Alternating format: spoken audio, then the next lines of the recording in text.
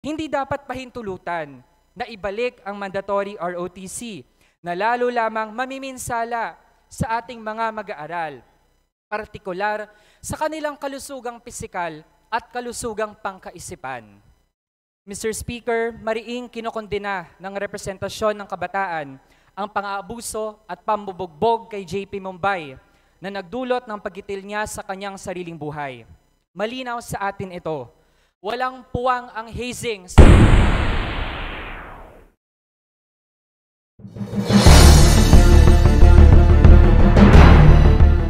Magandang araw mga kabida, welcome back sa ating channel. Sa video na ito, mariin niyang tinutulan ni Congressman Manuel na wag nang ibalik ang mandatory ROTC sa mga paaralan dahil ayon sa kanya ay lalo lamang mamiminsala sa mga kabataan at mga mag-aaral kung ito'y ibabalik at muling ipapatupad. Hinimok niya rin ang mga kapwa mambabatas na pigilan ang Pangulo at kasalukuyang administrasyon na wag nang ibalik at ipatupad ang mandatory ROTC sa bansa dahil na rin sa pagdami ng mga nabibiktima at namamatay sa hazing dahil nga sa ROTC na ginagamit na sangkalan ng mga nagpapatupad nito. Narito ang kanyang mga naging pahayag. Tumatayo ako rito bilang kinatawan ng kabataan para ibahagi ay isang nakakalungkot at nakakagalit na sinapit na ating kapwa kabataan aton nga Kasimanwa sa probinsya sang Iloilo.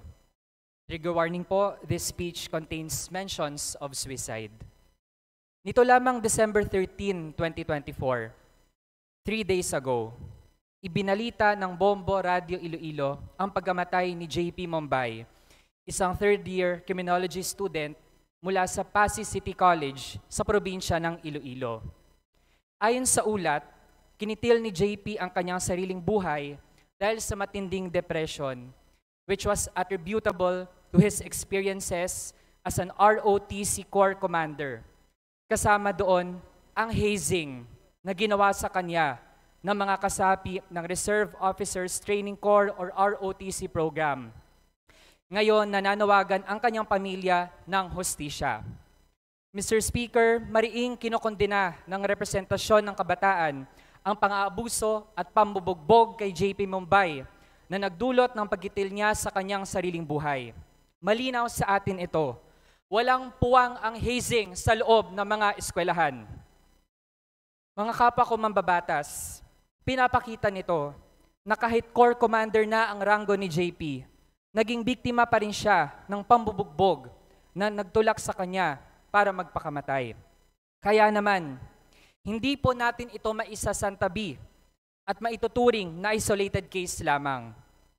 Kabilang si JP sa maraming nakasama dun sa mahabang listahan ng mga biktima ng pang-aabuso at karahasan sa ilalim ng programang ROTC. Noong panahon na mandatory ito at kahit ngayon sa mga taong optional na lamang ito. Sobrang nakakalungkot po na merong sumunod kay Mark Wilson Chua, ROTC officer mula sa Universidad ng Santo Tomas na namatay noong 2001. Pinapatunayan ng pagkasawi ni Mark Wilson Chua at ngayon naman ni JP Mombay na kahit ang mga nasa katungkulan sa ROTC ay hindi ligtas mula sa kultura ng karahasan at impunidad sa programang kanilang pinasukan. Sa kabila nito, Mr. Speaker, itinutulak ng administrasyon ni Marcos Jr. ang pagbabalik ng mandatory ROTC para di umano maikintal muli ang disiplina at patriotismo sa hanay ng kabataan. Sa gitna ng krisis sa edukasyon, kasama pa sa priority bills ni Marcos Jr. ang mandatory ROTC, habang binabarat naman ang pondo ng DepEd, CHED at ng state universities and colleges. Mr. Speaker, paano aasahang magturo ng disiplina ang mga taong walang disiplina at paggalang sa kapakanan at buhay ng iba? Paano magtuturo ng pagmamahal sa bayan ang mga taong hindi nagmamahal at hindi kumakalinga sa mga pag-asa ng bayan, mga kabataan? Anong klaseng disiplina at patriotismo ang itinuturo sa kabataan kung sinasadlak sila sa abusong pisikal at psikolohikal? Anong mga aral ang mapupulot ng kabataan kung ang matutunghayan o mararanasan nila ay pagsasamantala ng mga nasa kapangyarihan.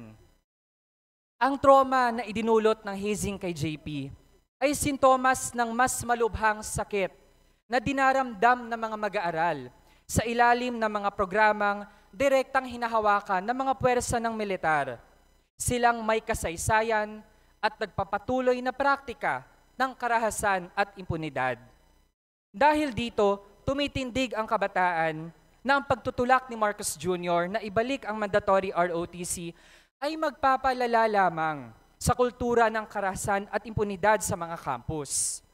Hindi dapat pahintulutan na ibalik ang mandatory ROTC na lalo lamang mamiminsala sa ating mga mag-aaral, partikular sa kanilang kalusugang pisikal at kalusugang pangkaisipan. Pinapakita rin sa atin, Mr. Speaker, nitong nangyari kay JP Mumbai, na may mga butas pa rin sa mga polisiyang mangangalaga sana sa kapakanan ng ating mga kabataan at estudyante, tulad ng Anti-Hazing Law of 2018. Sa ilalim ng batas na ito, hindi itinuturing na hazing ang mga babansagang testing and training of procedures o yung mga sinasabi nilang pagsasanay, procedures and practices to determine and enhance the fitness of prospective regular members of AFP and PNP. Ibig sabihin, sino mang sangkot sa hazing ng ROTC cadets na hinahanda di umano para maging bahagi ng regular force ng AFP ay hindi po mapapanagot sa ilalim ng batas na ito. Alinsunod dito, ipinapanawagan natin ang mga sumusunod na konkretong aksyon. Una, ang pag-review sa Anti-Hazing Law of 2018, lalo na sa maluwag na pagtrato nito sa mga abuso ng militar at pulis.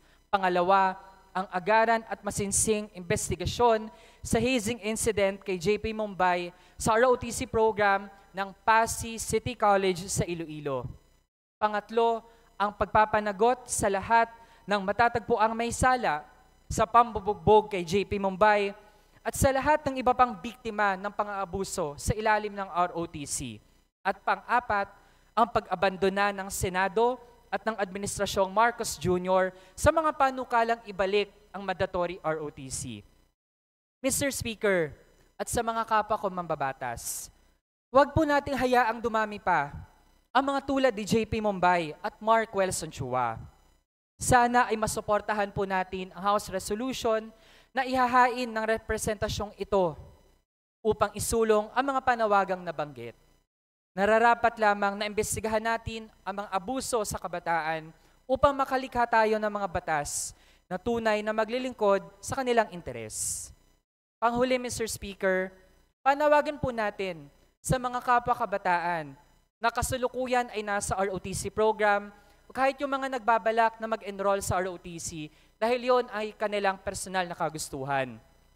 Kung meron po kayong malaman o maranasan man ng mga abuso, hazing o ano pang forma ng karahasan kaugnay ng ROTC program o ginawa ng mga bahagi ng militar, huwag po kayong matakot o mahiya na iulat iyan sa ating tanggapan. Sana ay malaman po ninyo na kung meron po kayong maranasan o marinig man na hindi maganda sa ilalim ng programa, hindi po kayo nag-iisa. Meron po kayong mga pwedeng makasama. Magtulungan po tayo para tiyakin ang mga makabuluhang reforma at para matapos na ang sistema at ang kultura ng impunity sa ilalim ng naturang programa. Yun lamang, Mr. Speaker. Maraming salamat. Thank you very much. Majority Leader.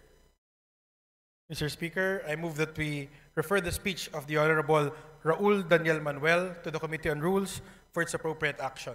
Is there any objection? The chair hears none. The privileged speech of the Honorable Raul Manuel is hereby referred to the Committee on Rules.